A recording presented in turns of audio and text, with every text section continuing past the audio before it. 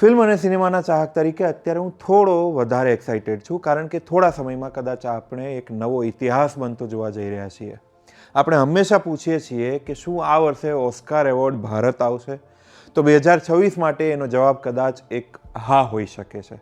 Neeraj ગાયવાનની masterpiece film હોમબાઉન્ડ, એટલે જેમાં ગુજરાતી મૂળના એક્ટર વિશાલ જેઠવા છે, ઈશાન ખટ્ટર છે અને જાહ્નવી કપૂર છે. આ ફિલ્મ જેને 98મા એકેડમી એવોર્ડ, જેને આપણે ઓસ્કર એવોર્ડ્સ કહીએ છીએ, એ એવોર્ડ માટે બેસ્ટ ઇન્ટરનેશનલ ફીચર ફિલ્મની કેટેગરીમાં ઓફિશિયલી શોર્ટલિસ્ટ થઈ ગઈ છે.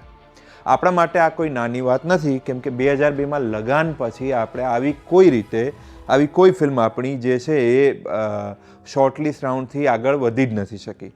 એટલે આપણી પાસે મધર ઇન્ડિયા કે સલામ બોમ્બે અને છેલ્લે લગાન હતી, પણ કોઈ ભારતીય ફિલ્મ આ કેટેગરીમાં જીતી નથી શકી. એટલે એક રીતે છેલ્લા 2 દાયકામાં ઓસ્કાર જીતવાનો આ આપણો અત્યારે બેસ્ટ ચાન્સ છે. એકેડમીએ હમણાં જ 15 ફિલ્મનું લિસ્ટ જાહેર કર્યું અને એમાં આપણી હોમબાઉન્ડ સામેલ છે.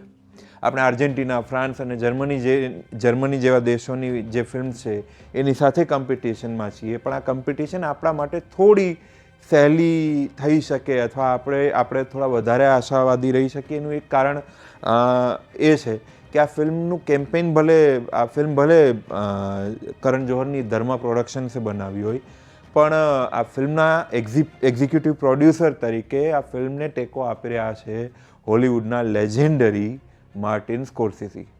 એટલે સ્કોર્સેઝી ન્યૂયોર્કમાં સ્ક્રીનિંગ્સને હોસ્ટ કરી રહ્યા છે અને નીરજ ગાયવાનને પણ ફૂલ સપોર્ટ આપી રહ્યા છે. એટલે ભારતીય સિનેમાને અત્યાર સુધી જે લેવલના એક્સપોઝર માટે, જે દુનિયાની સામે આવવાની આપણી જે ઘેલછા તો ના કહેવાય, પણ આપણા જે સપના હતા, એ સપનાઓ અથવા એ મોમેન્ટ આ જ છે એવું કહી શકાય.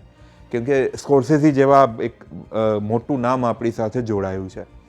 હવે નીરજ ગાયવાને પણ કહ્યું કે આવું જબરદસ્ત આપણને ટેકો મળવો એ કંઈક નવું જ છે આપણા માટે. અને હવે જેમણે હજુ સુધી આ ફિલ્મ નથી જોઈ, એમને કહી દઉં કે આ ફિલ્મ આપણને લગભગ આપણા દરેક ઇમોશનને ટચ કરે એવી ફિલ્મ છે. એટલે રડાવે, હસાવે, બધું કરે. ઈશાન ખટ્ટર અને વિશાલ જેઠવા 2 બાળપણના મિત્રો છે. એ શોએબ અને ચંદનનો રોલ પ્લે કરે છે, જેમાં આ બંને જે છે પોલીસની નોકરી મેળવવા માટે સંઘર્ષ કરતા હોય છે, એસ્પિરન્ટ છે. પણ એક લેવલ આવે જ્યાં દરેક જે એસ્પિરન્ટ છે કે દરેક વ્યક્તિ છે એ રાજકારણની વાસ્તવિકતા, સમાજની વાસ્તવિકતા એમાં ફસાઈ જાય. એટલે આવા જ કારણે આ સ્ટોરી જે છે એકદમ રિયલ લાગે, એકદમ રો લાગે. નીરજ ગાયવાનની આવી જ એક ફિલ્મ અગાઉ આવી હતી જેને ઘણા બધા અવોર્ડ્સ મળ્યા, મસાન નામની ફિલ્મ. એટલે મસાનના ડિરેક્ટરની આ બીજી ફિલ્મ અને અદ્ભુત ફિલ્મ છે. તો હવે ફરીથી ઓસ્કારની વાત પર આવીએ તો આગળ શું હશે, તો કે ફાઇનલ નોમિનેશન્સ હશે. એટલે એ ફાઇનલ નોમિનેશનમાં ટોપ 5 ફિલ્મ્સ હશે, જે ટોપ 5 ફિલ્મ્સ હશે એનું 22મી જાન્યુઆરી 2026ના દિવસે એ લિસ્ટ જાહેર થશે. અને આપણે બસ એ જ આશા રાખીએ કે હોમબાઉન્ડ જે છે આ લિસ્ટમાં આવી જાય. અને એવું થયું તો 15મી માર્ચે જે સેરેમની યોજાશે ફાઇનલ, એમાં જીતવાની પણ આપણી આશા વધી જાય.